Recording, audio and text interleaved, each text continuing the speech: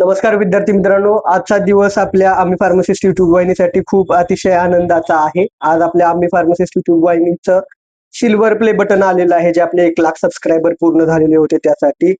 यासाठी केला होता अट्टहास शेवटचा दिस गोड व्हावा आणि आपल्याला अखेरीस सिल्वर प्ले बटन मिळालेलं आहे. आपण त्याचं अनबॉक्सिंग करणार आहे.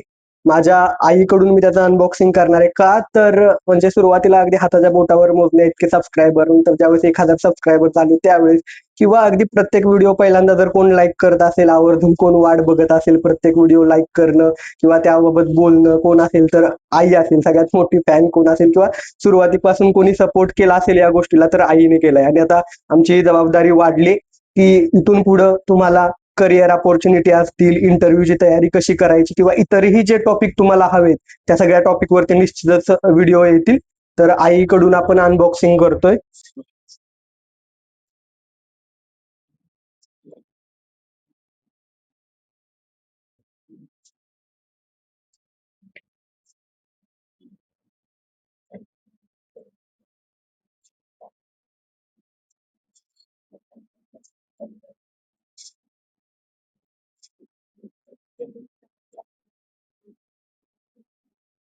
बटन आहे ते, लेटर आहे त्याच्या आत असेल बटन.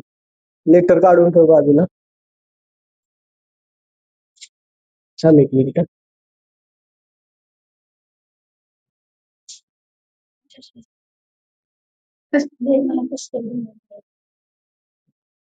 तर अगदी हाताच्या बोटावर मोजण्या इतके सबस्क्रायबर होते. तिथून सुरुवात झालेला प्रवास आणि आज 1,00,000 सबस्क्रायबरहून अधिक सबस्क्रायबर बनले.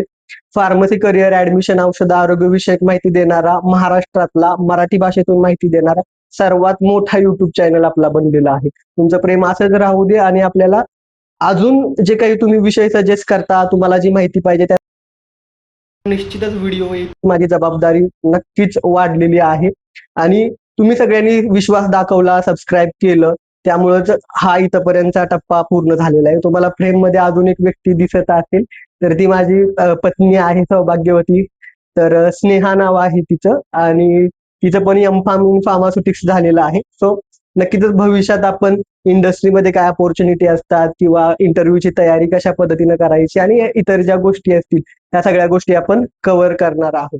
आणि अजून एक कोणाला जर मी मिस करत असेल आता तर ते म्हणजे माझे पप्पा, की ज्यांनी 20 वर्ष आर्मीमध्ये सेवा केलेली आहे. कारगिल युद्धाच्या दरम्यान देखील त्यांचा सहभाग होता. त्यानंतर नवी मुंबई पोलीस दलात त्यांनी सेवा केली. आज ते नाहीयेत, पण त्यांच्या आठवणी खूप सोबत आहेत. त्यांच्यामुळं पण म्हणजे त्यांनी पण कधी मला हे केलं नाही की हे असं YouTube वरती व्हिडिओ, कारण काही लोक म्हणतात की का या गोष्टी करायच्या किंवा गरजेच्या आहेत का? पण म्हणजे अ, हे मी YouTube जे व्हिडिओ वगैरे बनवतो ते काय माझं फुल टाइम आवड नाही. मी माझा जॉब, करिअर या गोष्टी सांभाळून आवड म्हणून, माझ्या आवडीचं क्षेत्र मला बोलायला वगैरे आवडतं म्हणून मी बनवलं. आणि आई असेल किंवा पप्पा असेल, कोणीच मला कधी विरोध केला नाही की असं काय करतोय किंवा अभ्यास वगैरे सोडून त्याकडे दुर्लक्ष होईल का? कधी कधी विरोध केला, कधीच विरोध केलेला नाहीये. त्यामुळे खरंच त्यांचा पण पाठिंबा खूप महत्वाचा होता. तुम्हा सगळ्यांचं खूप खूप आभार. थँक्यू. पुन्हा एकदा तुम्हा सगळ्यांचा आभार, कारण तुमच्याशिवाय हा इथपर्यंतचा प्रवास पूर्ण होणं कदापि शक्य नाहीये. कारण सबस्क्रायबर्स असतात त्यांच्यामुळं हे कुटुंब पूर्ण होतं आणि आज आपण 1,00,000 सबस्क्रायबरचा टप्पा पार केलेला आहे. धन्यवाद. थँक्यू. वाट वाहू दे, नाही दिशा आता थांबायचं नाही.